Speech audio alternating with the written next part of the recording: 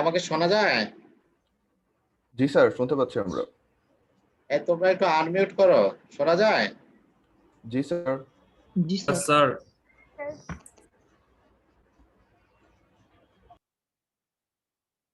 ফুয়াদ ফুয়াদ। জি sir.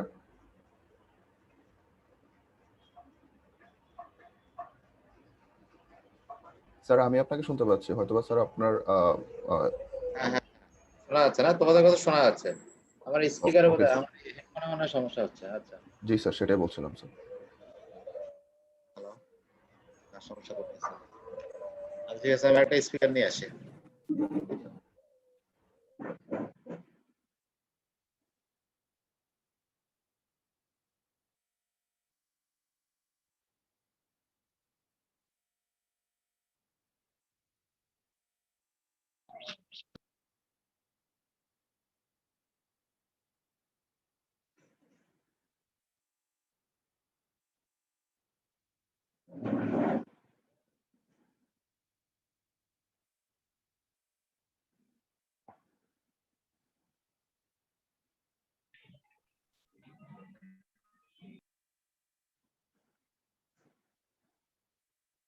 এটা তো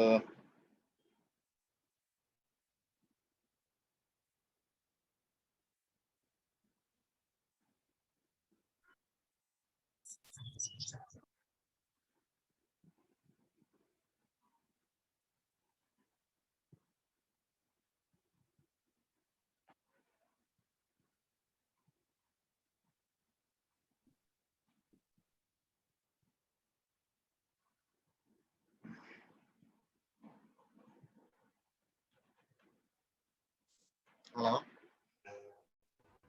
hello, sir জি sir, আমরা শুনতে পাচ্ছি স্যার। শোনা যায়? আমার শোনা যায়? জি স্যার। জি স্যার। শুনতে পাচ্ছ? আসসালামু আলাইকুম। জি স্যার। না, ঝামেলা করতেছে। আচ্ছা ঠিক আছে, খুলে রাখি আমি, অসুবিধা নাই। ঠিক আছে, কতজন আসছো তোমরা এখন? স্যার 90 জন স্যার। 90, তো ভালোই তো। তোমাদের স্টুডেন্ট তো অনেক দেখলাম, 185 না কত দেখলাম না? জি স্যার, 185। তোমার নাম কি, কথা বলতেছো? Sir S M Fuad Hasan. Fuad.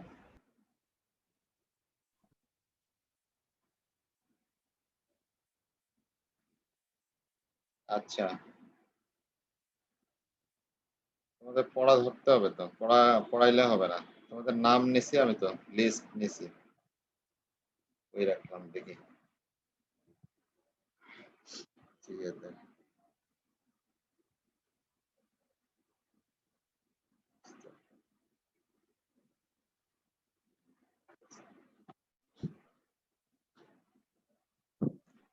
সবাই ভিডিও অন করতে বলে, এই সবাই ভিডিও অন করবা, ঠিক আছে?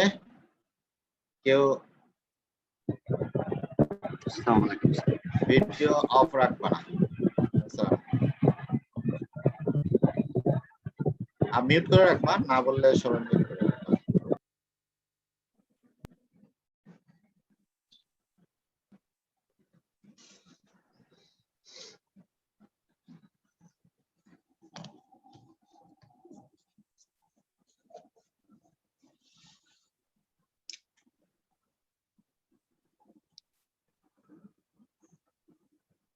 আচ্ছা, আমি একটু স্ক্রিন শেয়ার করি, হ্যাঁ? তাহলে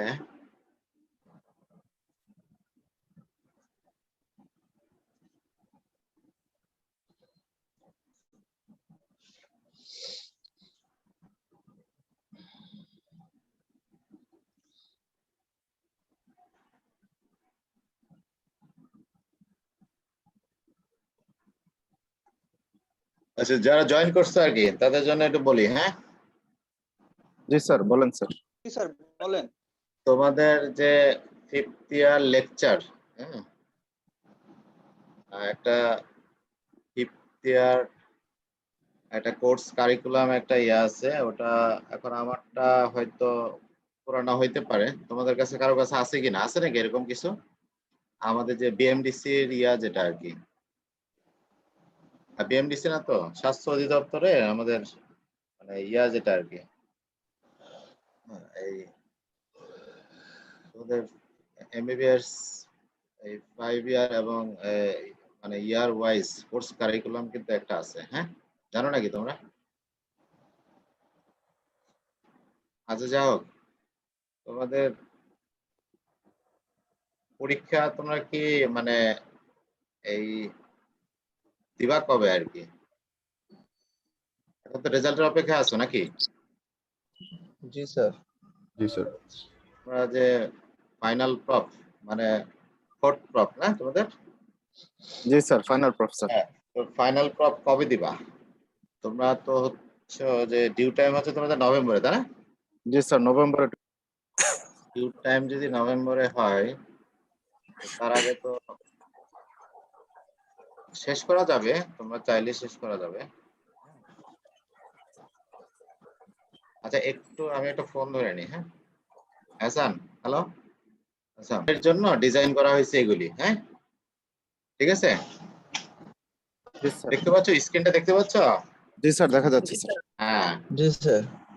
তো এইখানে তোমাদের ডেভিডসন তোমাদের যে মূল বই আর কি, তোমরা দেখছো যে এটা শুরুতেই এক্সামিনেশন রিলেটেড কিছু কথাবার্তা বলা হয়, তারপর হচ্ছে যে মানে অ্যানাটমি, ফিজিওলজি, প্যাথোফিজিওলজি, ফিজিওলজি নিয়ে কিছু কথাবার্তা থাকে, হ্যাঁ, ঠিক আছে। জি স্যার। প্যাথোফিজিওলজি নিয়ে কথাবার্তা থাকে, তারপরে থাকে হচ্ছে ইনভেস্টিগেশন, হ্যাঁ, তারপরে হচ্ছে প্রেজেন্টিং কমপ্লেইন্টস বা সিম্পটমস। ডেভিডসনটা এইভাবে প্রত্যেকটা চ্যাপ্টার সাজানো আছে, তাই না? এটাকেই তোমাদের আসলে ইয়া ধরা হয়, মানে মেইন বই ধরা হয়। তারপরে হচ্ছে তোমার ডিজিজ, হ্যাঁ, ডিজিজ যেমন হচ্ছে যে আমাদের এলিমেন্টারি সিস্টেমের disease of the mouth cavity, হ্যাঁ, disease of the oesophagus, disease of the stomach, হ্যাঁ, disease of the small intestine, disease of the large intestine, হ্যাঁ, তারপর হচ্ছে যে হেপাটোবিলিয়ারি ডিজিজ, হ্যাঁ, প্যানক্রিয়াটিক ডিজিজ, এইভাবে তোমাদের ওইটার আলোকে এই লেকচার গুলো সাজানো হয়েছে আর কি। এই যে applied physiology investigation of the elementary tract, এটা একটা লেকচার, হ্যাঁ। তো ইনভেস্টিগেশন, হ্যাঁ, ইনভেস্টিগেশন এটা তার আগে বলে নি, তোমাদের 3rd ইয়ার 4th ইয়ার কিন্তু ক্লিনিক্যাল ক্লাস যেটা হওয়ার কথা ছিল সম্ভবত তোমাদের হয় নাই, তাই না? স্যার, হ্যাঁ, ওয়ার্ডার জি, স্যার স্যার। ক্লাস হয় না স্যার।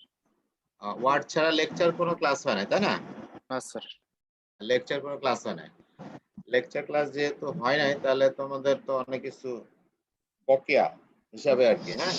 তোমাদের এই সিলেবাস বা এই তোমাদের যে লগ বই, হ্যাঁ, দেওয়া হয়েছে, তোমরা তো সে অনুযায়ী আগাও নাই, হ্যাঁ। এখন এখানে যে লেকচার গুলো আছে এর বাইরেও কিছু লেকচার অ্যাকোমোডেট করতে হবে, হ্যাঁ। যেমন হচ্ছে সিম্পটোম্যাটিক অ্যাপ্রোচ। সিম্পটোম্যাটিক অ্যাপ্রোচ মানে হচ্ছে যে প্রেজেন্টিং কমপ্লেইন্টস, হ্যাঁ। সাপোজ যে ডিসফেজিয়া, হ্যাঁ, ডিসফেজিয়া নিয়ে একটা রোগী প্রেজেন্ট করলে, হ্যাঁ, কি কি কারণ হইতে পারে, ঠিক আছে। ডিসপেপসিয়া নিয়ে প্রেজেন্ট করলে কি কি কারণ হইতে পারে, হ্যাঁ, ঠিক আছে। মানে ইটিওলজি অ্যানালাইসিস করা আর কি, হ্যাঁ। মানে তারপর হচ্ছে যে ডায়রিয়া, ভমিটিং, অ্যাবডোমিনাল পেইন, ঠিক আছে, ওয়েট লস, এগুলি হচ্ছে আমাদের জিআই সিস্টেমের লিডিং প্রেজেন্টিং কমপ্লেইন্টস বলতে পারো, হ্যাঁ, বা সিমটমস বলতে পারো, হ্যাঁ। রোগী যা প্রেজেন্ট করবে সেটাই হচ্ছে সিমটম, তাই না? আমরা এক্সামিনেশন করে যা পাবো সেটা হচ্ছে সাইন। তাহলে সিম্পটোমেটিক অ্যাপ্রোচ, হ্যাঁ, এটা তোমাদের ডেভিডসনের যেটুকু দেয়া আছে তোমরা যদি পড়তে পারো, এটা যারা ভালো স্টুডেন্ট এটা অবশ্যই পড়া উচিত। হ্যাঁ, এর মধ্যে আমার জিআই সিস্টেমে স্পেশালি তোমাদের পড়তে হবে ডিসপেজিয়া পড়তে হবে, ডিসপেপসিয়া পড়তে হবে, হ্যাঁ, ব্লিডিং, জিআই ব্লিডিং, ঠিক আছে, জিআই ব্লিডিং, হেমাটোমেসিস মেলানা, হ্যাঁ, এটা ডিটেইলস লাগবে। এখন তোমাদের এই পুরো মানে মানে পুরো যে তোমাদের 5th ইয়ার যে পাঠ্যক্রম, এটাকে বিভিন্ন ভাবে ডিজাইন করা হয়েছে। হ্যাঁ, লেকচারে কি কি কভার করতে হবে, তোমার শর্ট কেসে মানে তোমার ওয়ার্ডে কি কি কভার করতে হবে, বুঝতে পারছো, অসপিতে কি কি কভার করতে হবে, এইভাবে কিন্তু ডিজাইন করা আছে যাতে সবকিছুই টাচ করা হয়। হ্যাঁ, লেকচার কিন্তু তোমাদের 3rd ইয়ার 4th ইয়ার কিছু হয়ে যাওয়ার কথা ছিল। হ্যাঁ, সিম্পটোমেটিক অ্যাপ্রোচ গুলো 3rd ইয়ারে 4th ইয়ারে এগুলি পড়ানোর কথা ছিল, সেটা হয় নাই আর কি। হ্যাঁ, আচ্ছা যাই হোক, আমরা কিছু পড়ায় দিব, সমস্যা না। হ্যাঁ, তোমরা যদি আমাদের সঙ্গে থাকো, আমার আরেকজন কলিগ আছেন, আমার সিনিয়র কলিগ, আমার স্যার শশাঙ্ক স্যার, হ্যাঁ, উনি কয়েকটা ক্লাস তোমাদের নেবেন, ঠিক আছে, আর বেশিরভাগ আমি নিব আর কি। তো শশাঙ্ক স্যার বোধহয় ওই এর আগের ব্যাচগুলোতে ইনভেস্টিগেশন এটা পড়াইছিলেন। হ্যাঁ, যে 1 নাম্বারটা দেখো, investigation of the elementary tract. হ্যাঁ, আমাদের কিছু স্পেশাল ইনভেস্টিগেশন আছে। হ্যাঁ, যে আমরা যেমন বেরিয়াম সল ও এক্স-রে ইসোফেগাস করি আমরা। আমি দু একটা বলতেছি, তোমাদের পরীক্ষাও তো থাকে এগুলি অনেক সময়। তারপর হচ্ছে যে বেরিয়াম মিল এক্স-রে করি আমরা, বেরিয়াম ফলোথ্রো এক্স-রে স্মল ইন্টেস্টাইন করি আমরা, ডাবল কন্ট্রাস্ট বেরিয়াম এনেমা করি আমরা, হ্যাঁ, সিটি স্ক্যান করি আমরা, এন্ডোস্কোপি করি আমরা, কোলোনোস্কোপি করি আমরা, ঠিক আছে। আমরা আরো কিছু নিউক্লিয়ার টেস্ট করি আমরা। হ্যাঁ, এই ধরনের কিছু সফিস্টিকেটেড টেস্ট, নতুন নতুন টেস্ট তোমরা হয়তো জানবা, পড়বা, শিখবা নতুন করে। হ্যাঁ, এগুলি কিছু আইডিয়া তোমাদেরকে নিতে হবে। হ্যাঁ, সব টেস্ট দিনাজপুরে অ্যাভেলেবেল না, আবার ঢাকায় গেলে তো তোমাদেরকে এগুলি মানে দেখবা, জানবা, জানতে হবে, ঠিক আছে। বা বাইরে কোথাও মুভ করলে দেশের বাইরে, তাহলে সেগুলি আরো লাগবে তোমাকে, ঠিক আছে। হাই ভলিউম সেন্টারে যখন কাজ করবা তখন কিন্তু সেগুলি লাগবে। সুতরাং যারা পারবা অবশ্যই এই জিনিসগুলো কিন্তু একটু পড়ে ফেলতে হবে, একটু দাগায় নিতে হবে, ঠিক আছে। আচ্ছা, আমি তোমাদেরকে পড়াবো পেপটিক আলসার ডিজিজ। হ্যাঁ, নন আলসার ডিসপেপসিয়া। এই ডিসপেপসিয়া কিন্তু এটা সিম্পটোমেটিক অ্যাপ্রোচের মধ্যেই কভার করা হবে।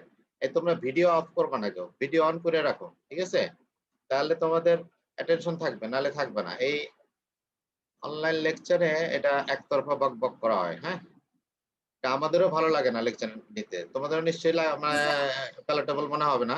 হ্যাঁ, কিন্তু উপায় তো নাই, ঠিক আছে। তাহলে পেপটিক আলসার ডিজিজ আমি তোমাদের পড়ায় দিব। হ্যাঁ, অনেক সুন্দর করে পড়ায় দিব, আজকে কিছু পড়ানোর চেষ্টা করব। তারপর হচ্ছে ম্যালঅ্যাবজর্পশন সিনড্রোম, এইটা তোমাদের হচ্ছে একটা আইডিয়া দিব আমরা। হ্যাঁ, এটা হচ্ছে একটু কমপ্লিকেটেড একটা বিষয়, একটা আইডিয়া তোমাদের দেওয়ার চেষ্টা করবো আমরা। হ্যাঁ, তারপর হচ্ছে ইরিটেবল বাউল সিনড্রোম, এইটা তোমাদের খুব ভালো করে জানতে হবে। ইনফ্লামেটরি বাউল ডিজিজ, এটাও তোমাদের ভালো করে জানতে হবে। হ্যাঁ, এর বাইরে প্যানকেটাইটিস, অ্যাকিউট এবং ক্রনিক প্যানকেটাইটিস, এইটা তোমাদের জানতে হবে। অ্যাকিউট প্যানকেটাইটিস স্পেশালি তোমাদেরকে অনেক ভালো জানতে হবে। হ্যাঁ, আর ডিসপেজিয়া এটা কিন্তু সিম্পটোমেটিক অ্যাপ্রোচের মধ্যেই তোমাদের ছিল, এটা হয়তো 3rd ইয়ার 4th ইয়ারে কভার করা হয় না, এইজন্য এখানে 5th ইয়ারে ঢুকানো হয়েছে। হ্যাঁ, তো এর বাইরে যেমন এখানে দেখো যে ইয়াটা নাই। হ্যাঁ, যে জিআই ব্লিডিং এখানে কিন্তু কোথাও লেখা নাই। হ্যাঁ, তাহলে যে আপার জিআই ব্লিডিং এবং লোয়ার জিআই ব্লিডিং, হ্যাঁ, এটা কিন্তু আলাদা একটা ক্লাস হবে তোমাদের। হ্যাঁ, মানে এটার উপরে অনেক ধরনের অনেক ভাবে কোশ্চেন থাকে, রিটেনে কোশ্চেন থাকে, ভাইভাতে ধরা হয়, ঠিক আছে। এর বাইরেও কিন্তু অনেক টপিক আছে, তোমরা খেয়াল করবা। হ্যাঁ, কিন্তু যেগুলি না জানলে না, সেগুলি কিন্তু এখানে আমি বলতেছি, এটা হচ্ছে আমার তৈরি করা না, এটা কিন্তু একটা মানে বোর্ড থেকে দেয়া একটা সিলেবাস তোমাদের জন্য, যে কারিকুলাম। হ্যাঁ, আচ্ছা, কার্সিনোমা স্টোমাক কোলন, তারপর হচ্ছে carcinoma gall bladder, carcinoma biliary malignancy, হ্যাঁ, কার্সিনোমা প্যানক্রিয়াস, ঠিক আছে, এগুলি নিয়ে আমরা একটা আইডিয়া তোমাদের দিব। এটা তোমাদের সার্জারি তো পড়াবে, ঠিক আছে, পড়াবো। আর ব্ল্যাক কালি দিয়ে যেগুলি লেখা এগুলি হচ্ছে হেপাটোলজি, এগুলি আমাদের নুরুজ্জামান স্যার উনি কভার করবে এগুলি। হ্যাঁ, ঠিক আছে। এখানে গ্যাস্ট্রেন্টোলজি বলতে এলিমেন্টারি সিস্টেম, হ্যাঁ, গ্যাস্ট্রোইন্টেস্টাইনাল এবং হেপাটোবিলিয়ারি একসঙ্গে বলা হয়েছে আর কি। হ্যাঁ, ঠিক আছে। গ্যাস্ট্রেন্টোলজি মানে হচ্ছে gastrointestinal, hepatobiliary and pancreatic disease, এটা হচ্ছে টোটালটা একটা গ্যাস্ট্রেন্টোলজি আমরা বলি আর কি। হ্যাঁ, এটা ওয়ার্ল্ড ওয়াইড এভাবে বলা হয় আর কি গ্যাস্ট্রেন্টোলজি। হ্যাঁ, এই এখন ধরো না এটার মধ্যে থেকে কেউ প্যানক্রিয়াস নিয়ে পড়তে পারে, স্পেশালিটি থাকতে পারে। হ্যাঁ, হেপাটোবিলিয়ারি সিস্টেম নিয়ে আলাদা স্পেশালিটি থাকতে পারে। হ্যাঁ, সেটা আলাদা কথা। হ্যাঁ, কিন্তু ওয়ার্ল্ড ওয়াইড হচ্ছে গ্যাস্ট্রেন্টোলজি মানে হচ্ছে গ্যাস্ট্রোইন্টেস্টাইনাল, হেপাটোবিলিয়ারি এবং প্যানক্রিয়াটিক ডিজিজ। হ্যাঁ, এই আচ্ছা, তাহলে এইটা তোমাদের একটু শেয়ার করলাম, একটু জানাইলাম। হ্যাঁ, এর বাইরে কিন্তু অনেক টপিক আছে। তোমাদের ডেভিডসনে দেখবা তো সব টপিক তোমাদের কভার করা সম্ভব না, এটা তোমাদের স্বেচ্ছায় কিছু জিনিস পড়ে নিতে হবে। ঠিক আছে, ওকে, তাহলে আমি এখান থেকে বের হয়ে যাই। এই এখন কতজন তোমরা পার্টিসিপেট করতেছো? একজন বলো তাড়াতাড়ি। স্যার 135 135 জন। Very good number. আরো ভালো হইলে আরো ভালো হইতো না, তোমাদের তো অনেক স্টুডেন্ট। আচ্ছা, আমি এটা স্ক্রিনটা সরি সরি কই গেল? হ্যাঁ, আমি তাহলে আচ্ছা আগেরটা কি অফ করলাম না? না, এটা অফ করা দরকার আগেরটা। ওকে, নতুন ইয়াটা দেখা যাচ্ছে না আমার? হ্যাঁ, জি স্যার দেখা জি যাচ্ছে স্যার, স্যার। জি স্যার ওকে, দেখা যাচ্ছে স্যার। তোমাদের আমরা ডিজিজের মধ্যে ঢুকে পড়লাম। হ্যাঁ, আমরা যেটা বলছিলাম সিম্পটোমেটিক অ্যাপ্রোচ, এইটা তোমাদের একটু পরে আমি কিছু জিনিস পড়াই দিব। হ্যাঁ, আজকে একটু প্যালাটেবল জিনিস একটা পড়াই, ঠিক আছে। পেপটিক আলসার ডিজিজ, হ্যাঁ, হটকেক, তাই না? জি স্যার। এইটা তোমাদেরকে জানতেই হবে। হ্যাঁ, এইটা নিয়ে করে খাইতে হবে। হ্যাঁ, যে যে সাবজেক্টই যাও, পেপটিক আলসার তোমাদের জানতে হবে।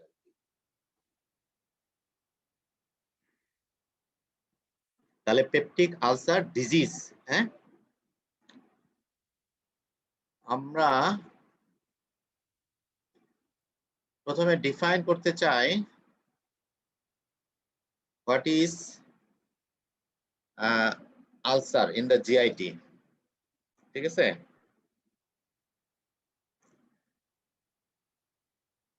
তাহলে যদি ডিফাইন করি, a breeze in the lining mucosa in the GI tract with perceptible or appreciable depth on endoscopy। হ্যাঁ, এই যে আমাদের গ্যাস্ট্রিক আলসার বলি বা ডিউডেনাল আলসার বলি। হ্যাঁ, আমার স্লাইডের ফার্স্ট পেজে তোমাদের একটু ব্যাক করাই, এই দুইটা ছবি দেয়া আছে, তাই না? দুইটা ছবি দেখা যাচ্ছে না? জি স্যার দেখা একটা যাচ্ছে। হচ্ছে গ্যাস্ট্রিক আলসার, উপরেটা হচ্ছে জি স্যার গ্যাস্ট্রিক দেখা যাচ্ছে। আলসার, আর নিচেটা হচ্ছে ডিউডেনাল আলসার। হ্যাঁ, আমাদের গ্যাস্ট্রিক মিউকোসা হচ্ছে একটু রেডিশ। হ্যাঁ, সে তুলনায় আমাদের ডিউডেনাল মিউকোসা একটু হোয়াইটিশ। ঠিক আছে, তো এই কালার দেখেও বোঝা যায়। হ্যাঁ, তা আমাদের উপরের এরিয়াটা হচ্ছে যে দেখো নিচের দিকে একটা ছোট ছিদ্রের মধ্যে দেখা যায়, ওটা হচ্ছে পাইলোরিক ওপেনিং দেখা যাচ্ছে। হ্যাঁ, পাইলোরাস পাইলোরাস বা পাইলোরিক ওপেনিং এর ঠিক আগে দিয়ে, হ্যাঁ, অ্যান্ট্রামের মধ্যে, হ্যাঁ, প্রি পাইলোরিক যে অ্যান্ট্রাম, ওখানে একটা বড় একটা আলসার দেখা যাচ্ছে। হ্যাঁ, একদম ক্লিন কাট মার্জিন, রেগুলার মার্জিন, ঠিক আছে, একটা আলসার দেখা যাচ্ছে। হ্যাঁ, দেখো যে আলসারটা বোঝাই যাচ্ছে যে তার একটা মানে এক্স কি বলবো এক্সক্যাভেশন হয়ে আছে, মানে গর্ত হয়ে আছে। হ্যাঁ, ডিপ হয়ে আছে সারফেস থেকে। ঠিক আছে, তাহলে মিউকোসাল ব্রিজ উইথ পারসেপ্টেবল বা অ্যাপ্রিসিয়েবল ডেপথ, যদি এটা বেশ গভীর হয়ে থাকে তাহলে এটাকে আমরা আলসার বলবো। যদি মিউকোসাল ব্রিজ থাকে বাট নো ডেপথ, হ্যাঁ, অন এন্ডোস্কোপি, এটা এন্ডোস্কোপি পিকচার, তাই না? Endoscopy picture, on endoscopy no depth, perceptible depth on endoscopic view, তাহলে ওটাকে আমরা আলসার বলবো না, হ্যাঁ, ওটাকে বলবো আমরা ইরোশন বলবো, ইরোশন। হ্যাঁ, ইরোশন আমি পরে বলতেছি। আর নিচের ছবিটাও একইভাবে যে ডিউটেরিয়ামের বাল্ব, হ্যাঁ, বাল্বের মধ্যে একটা আলসার হয়ে আছে এবং আলসারের আমরা ডিউটেরিয়ামের যে আলসারগুলো হয় এগুলি বেশিরভাগই বিনাইন হয় আরকি, হ্যাঁ, বিনাইন হয়। তো আমাদের স্টোমাকে যে আলসারগুলো হয় এগুলি ম্যালিগন্যান্ট হতে পারে, হ্যাঁ, ম্যালিগন্যান্সি পটেনশিয়ালিটি সবসময়ের জন্য থাকে। তা আমরা আরো জানবো, পরে পড়লে বুঝতে পারবো যে আমরা কখন একটা আলসারকে ম্যালিগন্যান্ট বলবো, হ্যাঁ, তার যে মরফোলজিক যে লুক, হ্যাঁ, এন্ডোস্কোপিক যে লুক, এই লুক থেকেও কিন্তু বলা যাবে whether it is malignant or benign, ঠিক আছে?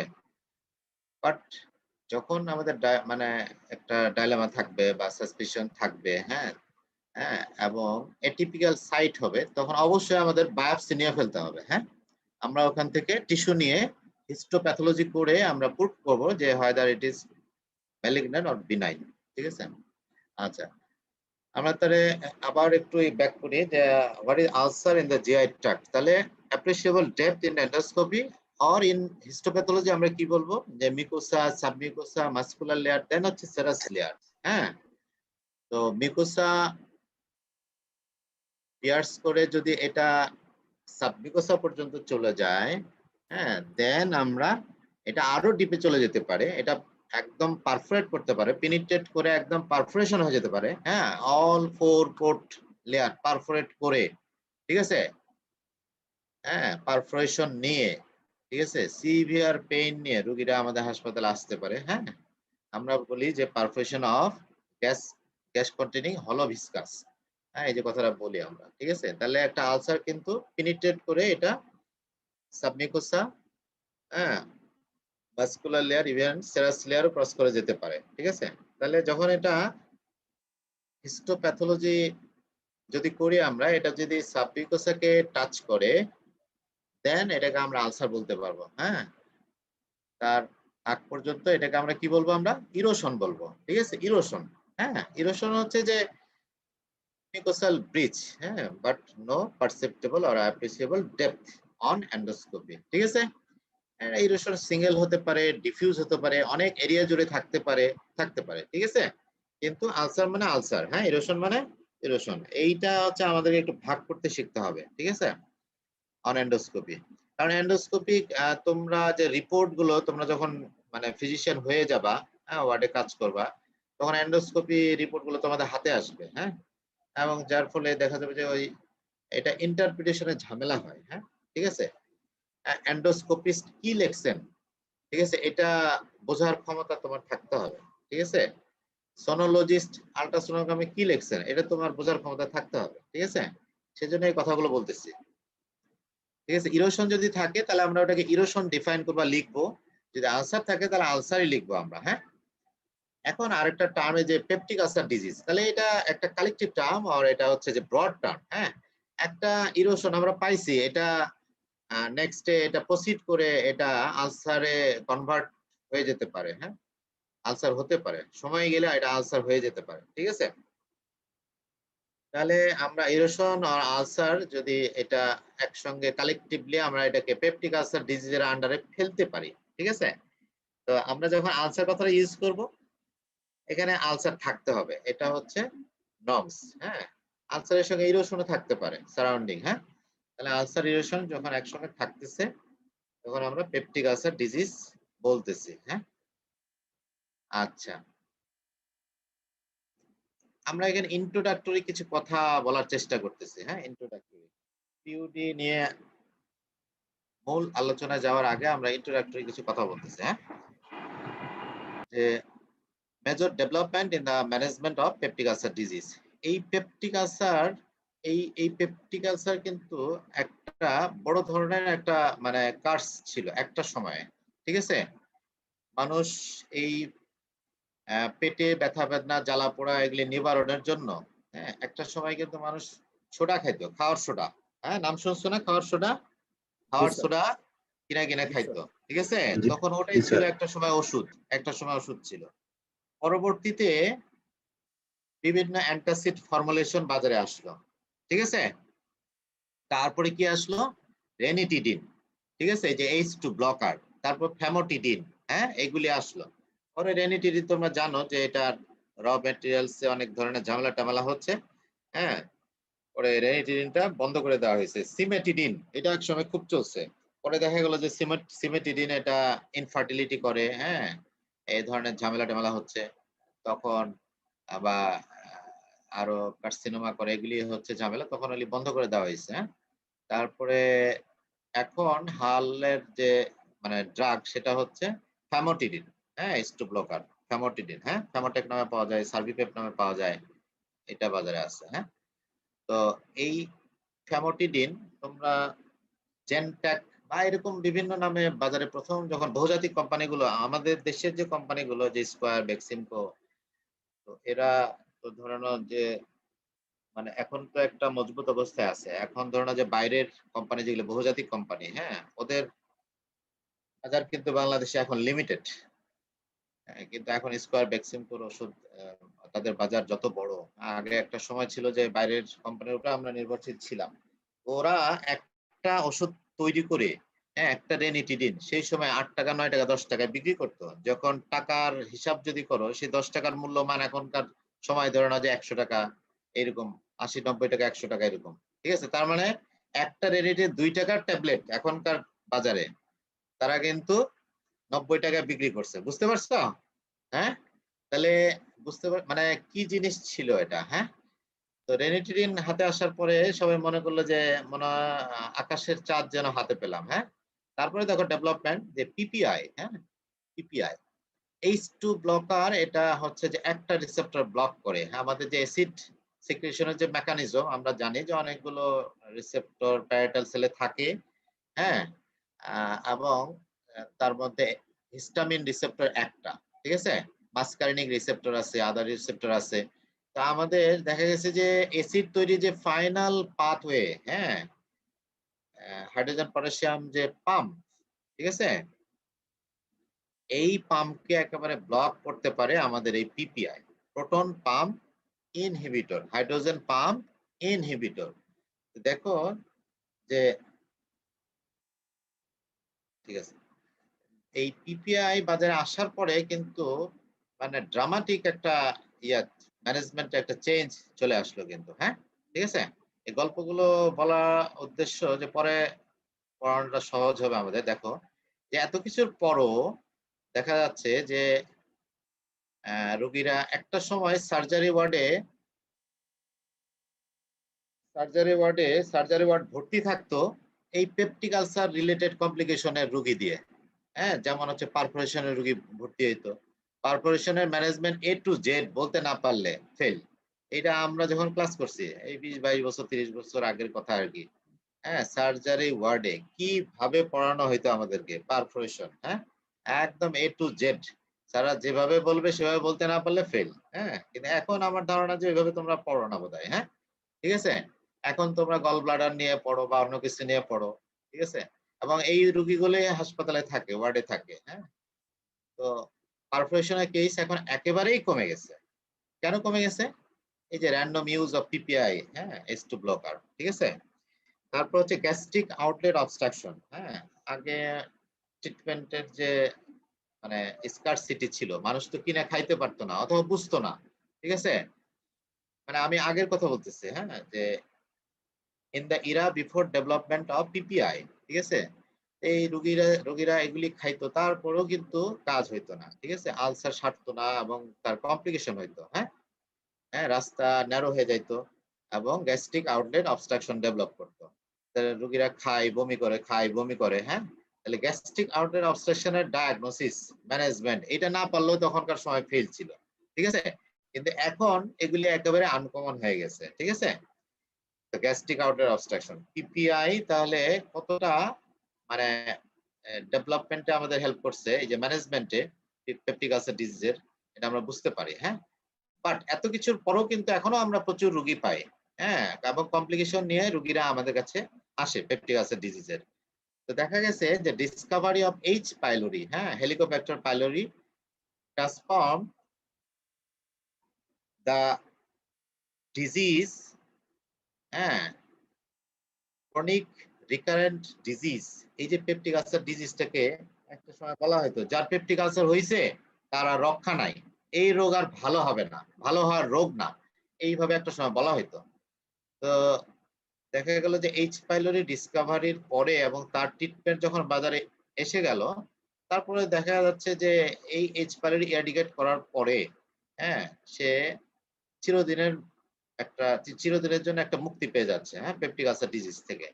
দেখো যে chronic recurrent disease has been converted to a curable on, হ্যাঁ, বা অনেক ক্ষেত্রে এমনটাও বলা হয় যে পেপটিক আলসার ডিজিজ এখন এটা অ্যাসিড পেপটিক ডিসঅর্ডার না, অ্যাকচুয়ালি হ্যাঁ অ্যাকচুয়ালি এটা হচ্ছে এইচ পাইলোরি মেডিয়েটেড ডিজিজ, ঠিক আছে, বা ইনফেক্টিভ ডিজিজও কখনো কখনো বলা হয়, ঠিক আছে। তাহলে চিন্তা করো যে ইনফেক্টিভ ডিজিজ সেটাকে যদি আমরা অ্যান্টিবায়োটিক যদি আমরা কভারেজ ভালো দিতে পারি তাহলে তো সেটাকে কন্ট্রোলে আনা সম্ভব এবং কিউর করা সম্ভব। এই বড় করে একটা পাতার মধ্যে কথাটা লেখার উদ্দেশ্য হচ্ছে যে এটা হচ্ছে milestone discovery in the history of management of peptic ulcer disease. তো এখানে দুই ভদ্রলোকের ছবি দেখো যে দুইজন সায়েন্টিস্ট, হ্যাঁ দুইজন ডাক্তার ওনারা, হ্যাঁ তারা কিন্তু নোবেল প্রাইজ পেয়ে গেছেন 2005 সালে, বেশি দিন আগের কথা কিন্তু না, ঠিক আছে। 2005 সালে কিন্তু এটার জন্য তাদেরকে নোবেল প্রাইজ দেওয়া হয়েছে এই এইচ পাইলোরি ডিসকভারির জন্য, ঠিক আছে। তো এত কিছুর পরও আচ্ছা এখন তাহলে দেখা যাচ্ছে যে এইচ পাইলোরি আমরা যদি ইরাডিকেট করতে পারি তাহলে কিন্তু রোগীগুলো বলা হয় যে থিওরিটিক্যালি যে আর তার আলসার হবে না। তো in spite of good management আর এইচ পাইলোরি এরাডিকেশন দেখা গেছে যে অনেক রোগী তারপরও এই ঝামেলা কিন্তু ক্যারি করে, হ্যাঁ, এবং বয়ে বেড়ায় অনেক দিন পর্যন্ত, অনেক প্রবলেম হইতে থাকে, হ্যাঁ।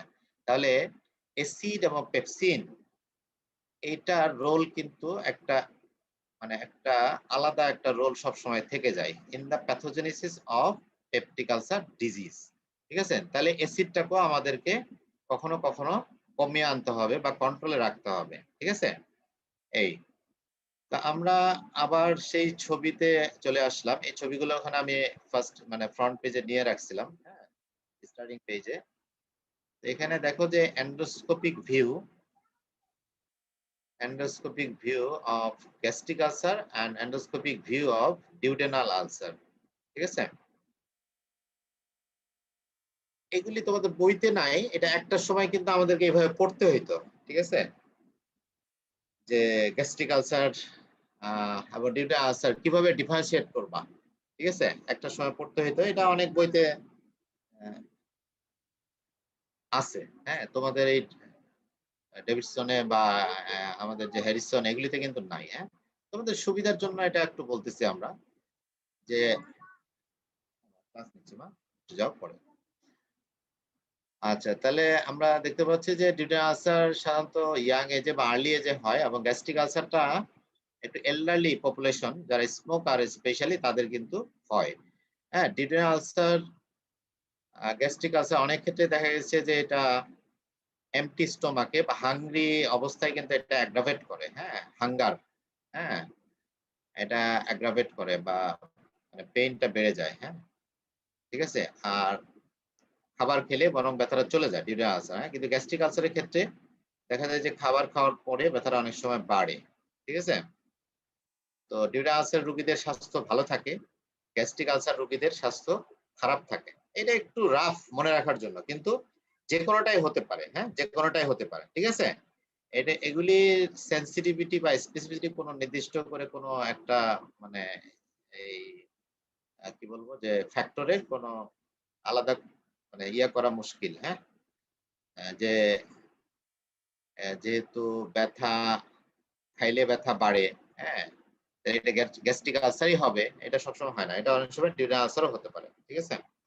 এটা হচ্ছে একটা রাফ একটা ইয়া করা আর কি, হ্যাঁ ক্লাসিফাই করা যে গ্যাস্ট্রিক আলসার এবং ডিউডেনাল আলসার আমরা কিভাবে ইয়ে করব, হ্যাঁ। আচ্ছা আবার একটু ছবিটাতে ব্যাক করি আমরা, একটু বলে রাখি আমি ছোট করে, হ্যাঁ।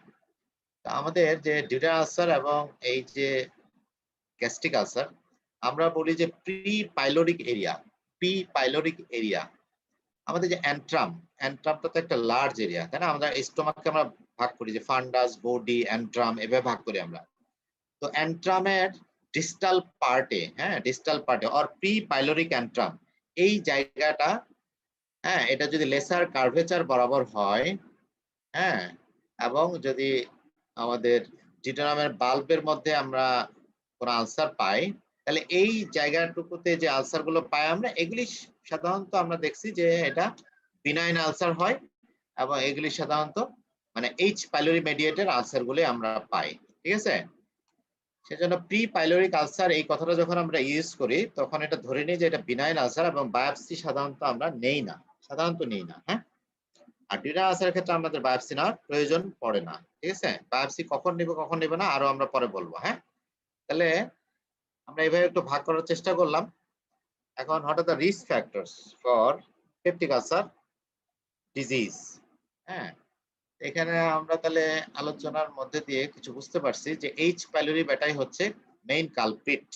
ঠিক আছে? হাউএভার এনএসএআইডি একটা ইম্পর্টেন্ট রোল প্লে করে, হ্যাঁ। হতে পারে যে কারো এইচ পাইলোরি ইনফেকশন আছে, সঙ্গে এনএসআইডি খাচ্ছে, তাহলে তার আলসার হওয়ার চান্স বেশি থাকবে। ঠিক আছে? আচ্ছা, এখন এনএসআইডি কারা বেশি খায়?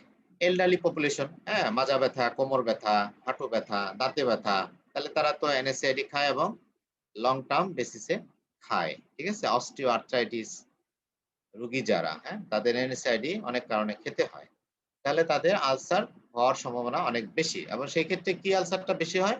গ্যাস্ট্রিক আলসারটা বেশি হবে। ঠিক আছে? তাহলে এনএসআইডির জন্য গ্যাস্ট্রিক আলসারটা বেশি হবে, হ্যাঁ, ডিউটেনাল আলসারটা কম হয় আর কি, হ্যাঁ। আদার রিস্ক ফ্যাক্টরস, যেমন যারা আমরা বলি, এখানে কথাটা দেখো যে রিস্ক ফ্যাক্টর কথাটা ইউজ করা হয়েছে, হ্যাঁ, যে কজ কিন্তু বলা হয় নাই। এইচ পাইলোরি থাকলেই যে আলসার হবে এমন কোনো কথা নাই। ঠিক আছে? এনএসআইডি খাইলে আলসার হবে এমন কোনো কথা নাই। ঠিক আছে? বলা হয় যে রিস্ক ফ্যাক্টর, হ্যাঁ। আদার রিস্ক ফ্যাক্টরস কি? স্মোকিং, অ্যালকোহল, এবং কিছু ড্রাগস আরো আছে যেগুলি কিনা আলসার করতে পারে, যেমন বিসফসফোনেট গ্রুপ ড্রাগ, হ্যাঁ, তারপরে কোকেইন, যেটা হচ্ছে যে মানে অ্যামফেটামিন, যেগুলি মাদক আর কি, হ্যাঁ। তো এগুলি কিন্তু আলসার, আমাদের জিআই ট্র্যাক্টে আলসার করতে পারে। আচ্ছা, এটা আমরা বললাম। আচ্ছা, এখন একটু এই ছবির মাধ্যমে বোঝার চেষ্টা করি যে আলসার কেন হচ্ছে। তাহলে আমাদের যে মিউকোসাল ডিফেন্স মেকানিজম, হ্যাঁ, হাইলি মানে কি বলবো, প্রোটেক্টিভ একটা এরিয়া, হ্যাঁ। কারণ আমাদের যে হাই অ্যাসিড এনভায়রনমেন্ট, তোমরা জানো যে আমাদের অ্যাসিডের pH in the stomach juice, এটা 1 এর নিচে নেমে যেতে পারে। তার মানে এটা যদি তুমি নরমাল স্কিনে এই অ্যাসিড জুস যদি ছেড়ে দাও, তাহলে তোমার কিন্তু সিভিয়ার বার্নিং হবে, ইভেন মানে ভালোই পুড়ে যেতে পারে। ঠিক আছে? হাওয়ার আমাদের স্টোমাক কিন্তু বার্ন আউট হচ্ছে না, হ্যাঁ, বার্ন আউট হচ্ছে না। তাহলে আমাদের মিউকোসা এবং মিউসিন লেয়ার, বাইকার্বনেট লেয়ার, ঠিক আছে, এবং কন্টিনিউয়াস ব্লাড ফ্লো, ঠিক আছে, সাবমিউকোসাল যে আমাদের ভাস্কুলেচার আছে, সেখানে যে ব্লাড ফ্লো এবং প্রোস্টাগ্ল্যান্ডিন সিনথেসিস, হ্যাঁ, যে house keeping effect of prostaglandin, ঠিক আছে, এগুলি কিন্তু আমাদেরকে ডিফেন্স দিচ্ছে। ঠিক আছে? তাহলে against the risk factors like acid, হ্যাঁ, অ্যাসিড যদি বাড়তে থাকে, তারপর হচ্ছে পেপসিন, হ্যাঁ, আমাদের যে পেপসিন তো আছেই, এবং তারপর হচ্ছে যে আদার ইনসাল্টস, ভাইরাস, ব্যাকটেরিয়া, ঠিক আছে, তারপর হচ্ছে যে আমাদের যে বিলিয়ারি প্যানক্রিয়াটিক জুস, হ্যাঁ, এগুলিও কিন্তু মানে ইনজুরিয়াস। ঠিক আছে? তাহলে acid, pepsin, H pylori, NSAID, এগুলো হচ্ছে অ্যাগ্রেসিভ ফ্যাক্টরস, হ্যাঁ, অর রিস্ক ফ্যাক্টরস। আর ডিফেন্সিভ ফ্যাক্টর দেখো এগুলি আছে, হ্যাঁ। তো এইগুলির মাঝে যে একটা ব্যালেন্স যদি মেনটেন না হয়, হ্যাঁ, তাহলেই কিন্তু রিস্ক থাকে ফর বিং ফর হ্যাভিং এই আলসার, হ্যাঁ, পেপটিক আলসার। ঠিক আছে? তো এই যে রিস্ক ফ্যাক্টর গুলো এইচ পাইলোরি বেটা, হ্যাঁ, এটা সম্বন্ধে তোমাদের একটু জানতে হবে, হ্যাঁ। এইটা নিয়ে আমরা এত কনসার্ন কেন? ঠিক আছে? এইচ পাইলোরি হচ্ছে একটা gram negative spiral rod bacteria. ঠিক আছে?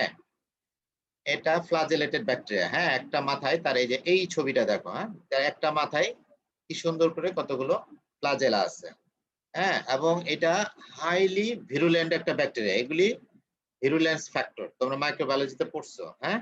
দেখো এটার গায়ের মধ্যে ইউরিয়েস একটা এনজাইম থাকে, পাওয়ারফুল এনজাইম, যেটা কিনা ইউরিয়াকে ব্রেকডাউন করে সে অ্যাসিড, দেখো যে কার্বন ডাই অক্সাইড, হ্যাঁ, এবং অ্যামোনিয়া তৈরি করতে পারে। অ্যামোনিয়া হচ্ছে অ্যালকালাইন সাবস্টেন্স, আর CO2 এটা হচ্ছে অ্যাসিডিক সাবস্টেন্স। ঠিক আছে, বুঝতে পারতেছো তোমরা? হ্যাঁ, তো এই অ্যামোনিয়া ক্লাউড সে তৈরি করে কার্বন ডাইঅক্সাইড, ভলাটাইল সাবস্টেন্স। হ্যাঁ, তো এটা কার্বন ডাইঅক্সাইড উড়ে যায় ধরে নাও, হ্যাঁ, তো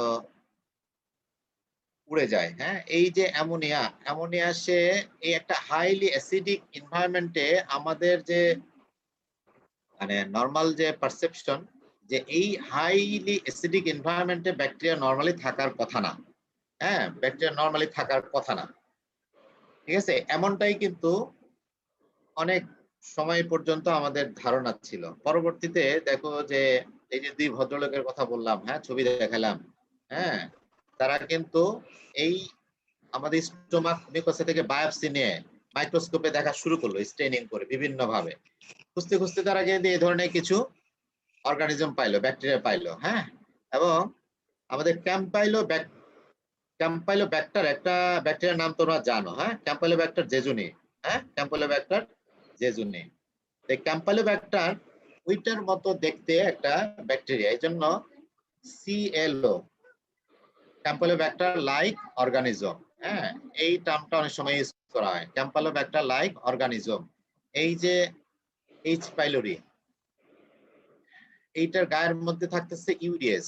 হ্যাঁ, হাইলি অ্যাসিডিক এনভায়রনমেন্টে সে কি করতেছে দেখো, ইউরিয়া ভেঙে কিন্তু অ্যামোনিয়া তৈরি করতেছে, এবং ওই অ্যাসিডিক এনভায়রনমেন্টের মধ্যে একটা অ্যামোনিয়া ক্লাউড তৈরি করে তার বসবাসের জন্য একটা ফেভারেবল একটা এনভায়রনমেন্ট সে কিন্তু নিজে তৈরি করতে পারে।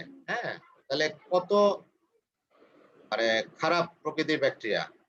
এছাড়াও এটার কতগুলো ইয়ে আছে, হ্যাঁ, যে দেখো বড় বড় লেখার মধ্যে আছে যে ফ্লাজেলার মাধ্যমে সে বুক করতে পারে, এটা তোমরা জানোই। ঠিক আছে, অ্যাডহেসিন, হ্যাঁ, অ্যাডহেসিন মানে সে অ্যাটাচ করে থাকতে পারে, হ্যাঁ, ওয়াশ আউট হয়ে যাবে না। একটা কোষকে, একটা সেলকে সে যে কোনো ভাবে আঁকড়ায় ধরে রাখার ক্ষমতা রাখে।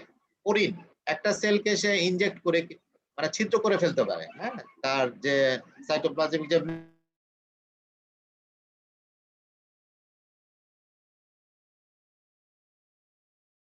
নিচে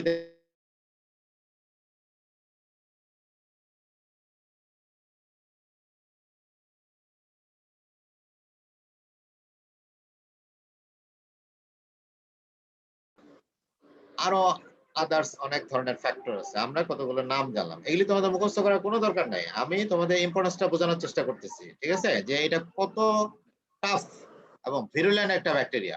ঠিক আছে, তো এই ব্যাকটেরিয়ার সঙ্গে দেখা গেছে যে আমাদের পিইউডি, যেটা পেপটিক আলসার ডিজিজ একটা অ্যাসোসিয়েশন পাওয়া গেছে, এবং এটা হচ্ছে স্ট্রং একটা অ্যাসোসিয়েশন আছে। হ্যাঁ, দেখা গেছে যে এই H. পাইলোরি আলসারের রোগী যদি আমরা নেই, ডিউডেনাল আলসারের রোগী 90% ক্ষেত্রে আমরা H. পাইলোরি পাই। যদি গ্যাস্ট্রিক আলসারের রোগী নেই, আমরা 70% ক্ষেত্রে আমরা H. পাইলোরি খুঁজে পাই। এবং এই ডিউডেনাল আলসার রোগীদের আমরা যদি, বা এই গ্যাস্ট্রিক আলসার রোগীদের যদি আমরা H. পাইলোরি ইরাডিকেশন করি, তাহলে দেখা যায় আলসারটা বারবার আর হয় না। হ্যাঁ, এটা দিয়ে প্রমাণিত হয় যে H. পাইলোরি একটা বড় ধরনের রোল প্লে করে, হ্যাঁ, ফর ক্রনিক রিকারেন্ট ডিজিজ। হ্যাঁ, আচ্ছা, তো H. পাইলোরি শুধুই যে আমাদের গ্যাস্ট্রিক আলসার বা ডিউডেনাল আলসার করতেছে তা কিন্তু না। হ্যাঁ, আমাদের দেখো H. পাইলোরি এটা নরমাল হ্যাবিটেন্ট হিসেবে থাকতে পারে। এটা বলা হয়েছে যে H. পাইলোরি আমাদের 90% ক্ষেত্রে এটা আমাদের কিন্তু অ্যাডাল্ট পপুলেশন, যারা আমাদের বাংলাদেশের যে স্ট্যাটিস্টিক্স বলতেছি 90%, এখন কমে আসছে। হ্যাঁ, এখন আমাদের যে এনভায়রনমেন্টাল হাইজিনিক যে স্ট্যাটাস, এটা অনেক ইমপ্রুভ করে গেছে। হ্যাঁ, তো এই 90% পপুলেশনে কিন্তু H. Pylori positive. ঠিক আছে, তো H. পাইলোরি পজিটিভ তার মানে সবার কিন্তু আবার গ্যাস্ট্রিক আলসার হচ্ছে না, গ্যাস্ট্রিক ক্যান্সার হচ্ছে না, বা আদার গ্যাস্ট্রিক ডিজিজ এগুলি হচ্ছে না। হ্যাঁ, তার মানে এই গ্যাস্ট্রিক আলসার বা গ্যাস্ট্রিক ক্যান্সার কার হবে, it will depend upon other factors like host factor and other environmental factors.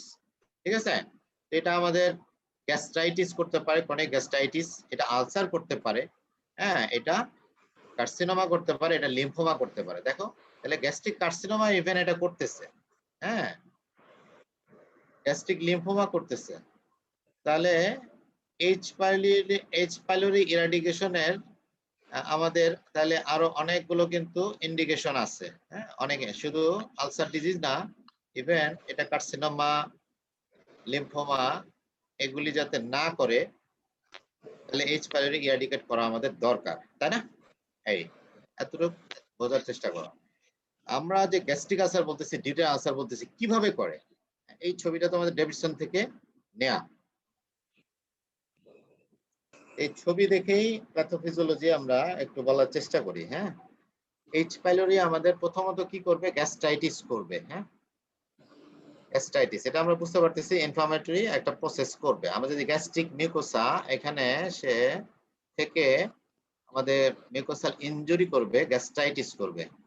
এই গ্যাস্ট্রাইটিস যে করবে সেটাও একটা তার কি আছে, হ্যাঁ, পছন্দ অপছন্দের ব্যাপার আছে, ঠিক আছে। কিছু কিছু স্ট্রেইন আছে এইচ পাইলোরির যারা শুধুমাত্র অ্যান্ট্রামের মধ্যেই থাকতে ভালোবাসে, হ্যাঁ, সে বডিতে বা ফান্ডাসে ওদিকে যাবে না, ঠিক আছে। কিছু কিছু স্ট্রেইন আছে।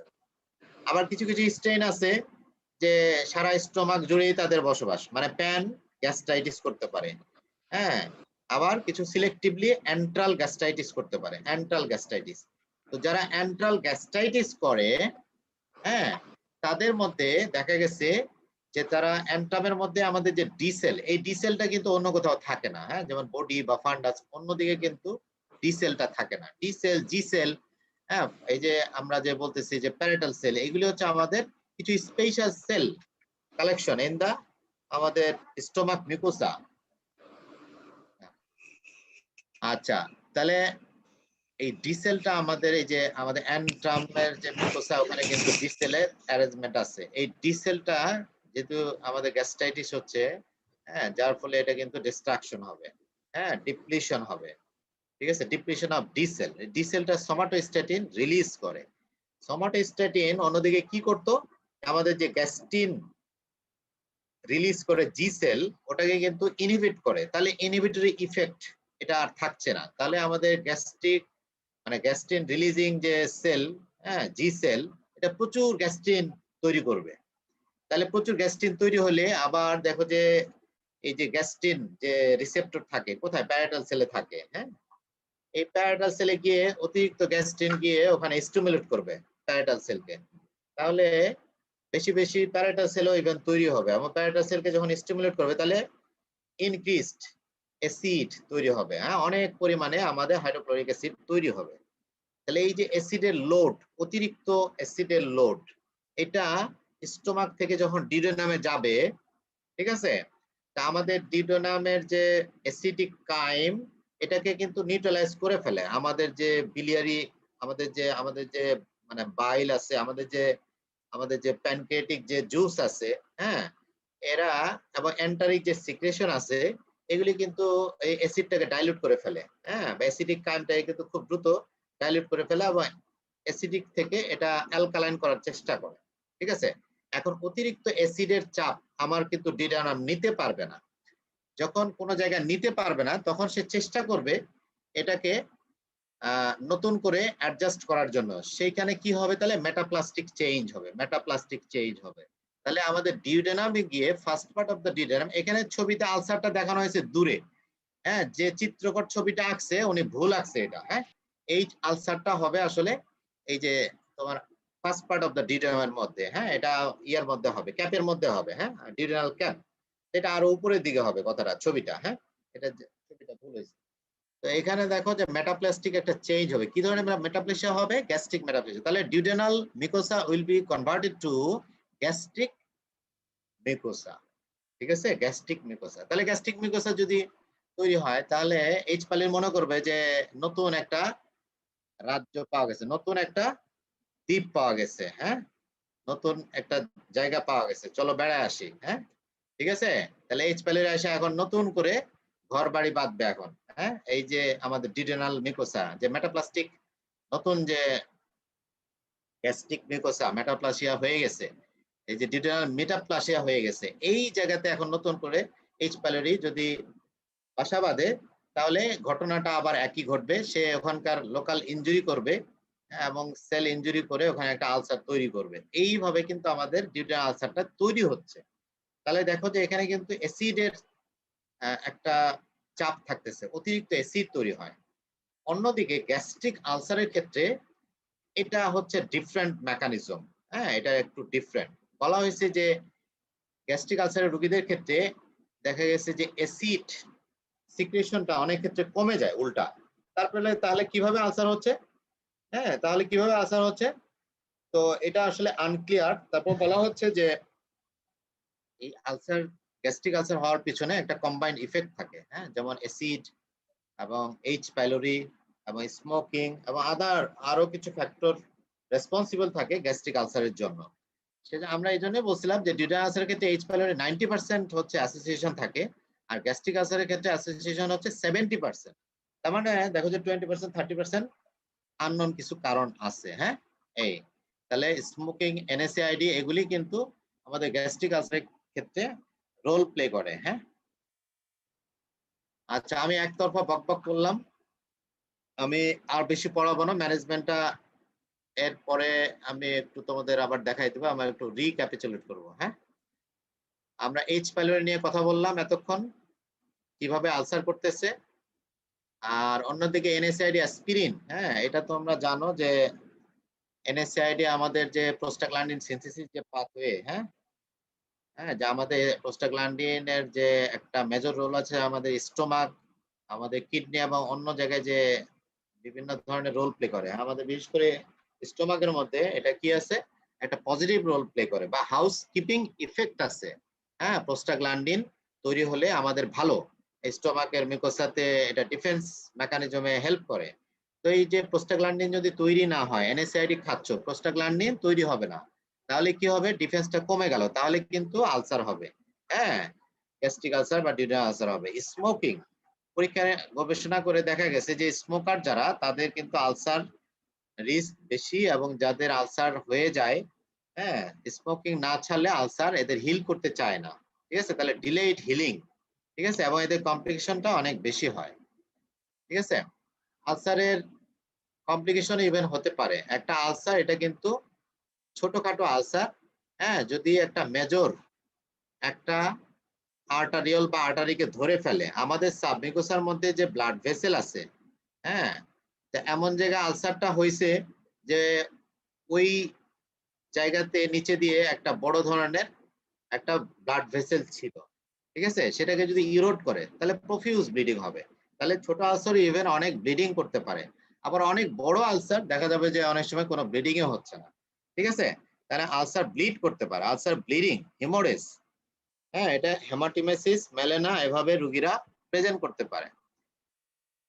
এই আলসারটা পেনিট্রেট করতে পারে। হ্যাঁ, এই যে সাবমিউকোসা বললাম, এটা muscular layer, even serous layer পর্যন্ত পেনিট্রেট করে এটা কিন্তু পারফেক্ট করতে পারে পর্যন্ত। ঠিক আছে, তাহলে পারফেকশন হয়ে যেতে পারে। এখন এই যে আমরা ডিউডেনাল আলসার বলতেছি, আলসার হয় শুকায়, হয় শুকায়। ঠিক আছে, আলসার হচ্ছে আবার হিল করে যাচ্ছে, এটাই তো ঘটবে। রোগীরা তো পিপিআই নিয়ে নিয়ে খায়, নিজেরাই নিয়ে খায়। হ্যাঁ, 5 দিন 7 দিন 10 দিন 15 দিন 1 মাস খায়, তাহলে ধরে নাও যে আলসারটা হিল করে গেল, কিন্তু সে এইচ পাইলোরি ইরাডিকেট করলো না। তাহলে কি হবে, আলসার বারবার তার হতে থাকবে। হতে থাকলে কি হবে, হ্যাঁ, একটা ইনফরমেটিভ প্রসেস, তাহলে রিপেয়ারিং প্রসেস কি হবে, ফাইব্রোসিস হবে এবং স্ট্রাকচারিং হবে, ন্যারোইং হবে। হ্যাঁ, একটা ডেফিনিট একটা ডায়ামিটারের একটা রাস্তা যদি বারবার এখানে আলসার হতে থাকে, তাহলে কি হবে, ফাইব্রোসিস হবে, স্ট্রাকচারিং হবে। ঠিক আছে, যার ফলে কি হবে, গ্যাস্ট্রিক আউটলেট অবস্ট্রাকশন হবে। ঠিক আছে, এই রোগীগুলো আমাদের ভমিটিং নিয়ে, লেটার স্টেজে এরা পারসিস্টেন্ট ভমিটিং নিয়ে প্রেজেন্ট করবে। ঠিক আছে, তো এরপরে আমরা ক্লিনিক্যাল ফিচার্স, আলসারের রোগীরা কিভাবে আমাদের কাছে প্রেজেন্ট করে, আমরা কিভাবে এটা ডায়াগনোসিস করব। ঠিক আছে, এন্ডোস্কোপি আমরা কখন করব, কেন আমাদের এন্ডোস্কোপি করতে হবে, এন্ডোস্কোপি কখন মাস্ট, যে এন্ডোস্কোপি করতেই হবে। ঠিক আছে, এন্ডোস্কোপি করতেই হবে, এরকম কিছু সিচুয়েশন আছে আমাদের, এগুলো আমাদেরকে জানতে হবে। হ্যাঁ, তারপরে আমরা ম্যানেজমেন্টে যাব যে আমরা আগে বলছি যে আমরা আলসারটা হিল করলাম, কিন্তু এটা রিকারেন্স বা কমপ্লিকেশন যাতে ভবিষ্যতে না হয় সেজন্য আমাদেরকে এইচ পাইলোরি এরাডিকেট করতে হবে।